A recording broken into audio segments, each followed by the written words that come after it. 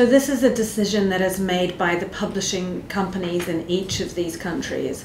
So it was the original deal was done with an American publisher, and this red and black cover with the cartoon of Kim Jong-un on the front, that is the main cover that's in many of the editions around the world. But the UK publisher thought that they needed something more serious for the British market, so that's why there is the photo on the cover there. It's just a marketing decision in each country. But when it comes to South Korea, the publisher was concerned if the title was 마지막계승자 that people would get the wrong impression about the book, because this is not a book that is kind to Kim Jong-un. You know, I have laid out just how brutal he has been to become the leader. But I called the book The Great Successor because those are words that North Korea used for Kim Jong-un. So I have used those words a little bit sarcastically in the title, but maybe that would be lost in Korean if it was 위대한.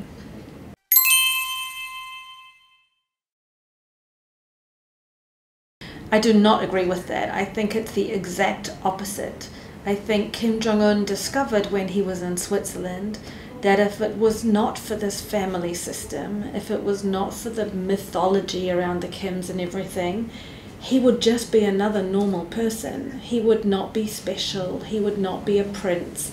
So I think that Switzerland taught him, far from opening up North Korea, that he needed to keep North Korea the way it was. He needed to maintain the system because he would not be special if it wasn't for this bizarre personality cult that his family has founded.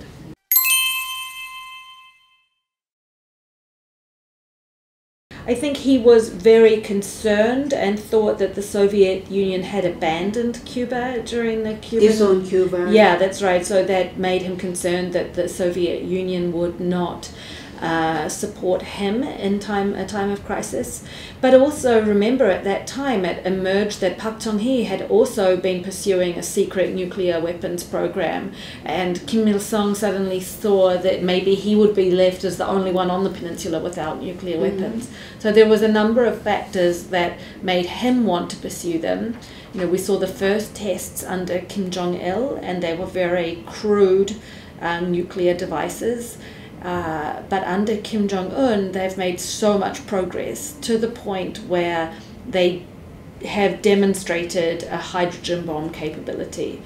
And Kim Jong-un needs this partly for his domestic reasons. He needs to be able to instill a sense of national pride in North Koreans, and also to maybe placate the military hardliners in the regime. But it also has a very strong external message. We've seen the United States, President Trump, threaten to rain down fire and fury on North Korea, while having a credible nuclear deterrent will, could fend that off. So he feels he needs it for his security. Yeah. No, I do not believe he will ever give them up. Even some part of it?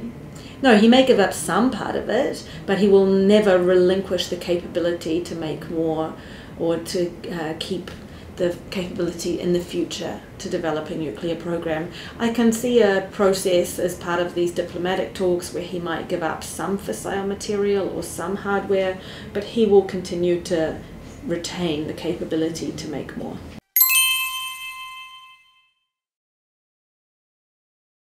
North Korea has always said, and I believe this is really true, that their nuclear program is for defense. It is not an offensive program, because they know that if they were to use their nuclear weapons offensively, first strike against the United States or the United States' allies in Asia, South Korea and Japan, that they would be met with an overwhelming American response. It would be suicidal for him to use that weapons program first. So no, I can't see a situation where he would move first and where Japan or South Korea would be in the firing line.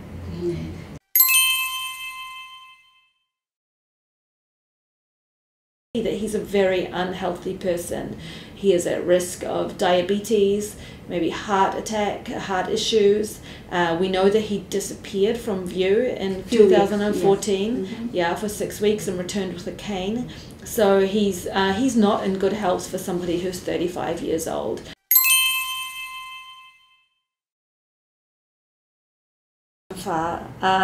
It's possible Kim Jong-un could stay in power for decades to come and keep a hold on the system. It's also possible that there could be a faction, a military coup. Military will rise up and topple him. We've seen that happen in a bunch of other countries recently, including Zimbabwe. Yes. The Arab Spring was happening in the year that Kim Jong-un was taking over. Muammar Gaddafi was pulled from a ditch 2 months before Kim Jong-un took over. So I think all of these examples are the kinds of things that would keep him up at night and would certainly be worrying him.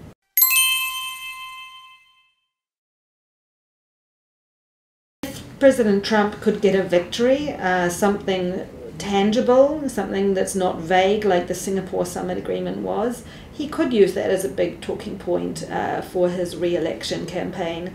Donald Trump and Kim Jong-un continue to make very conciliatory noises about talks, and they are both saying that they want to return to talks.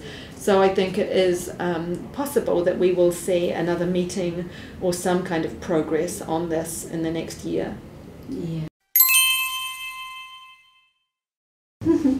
I think it's good to talk.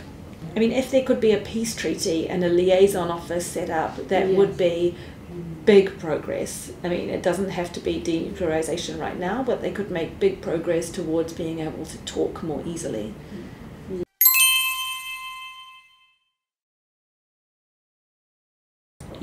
Yeah, I know that there are a lot of South Koreans, younger South Koreans, who feel like North Korea is a different country from South Korea entirely and feel no sense of connection to North Koreans. North Koreans ask me the same nosy questions as South Koreans do when I'm there, or they laugh at the same jokes, or North Koreans are generally, they are just like the rest of us. They are trying to make sure that their children get a good education and get a better life than they have had. So I think there are so many similarities between the people of North Korea and us in the outside world. And, I hope, it's just completely random who ended up on which side of that line in 1953.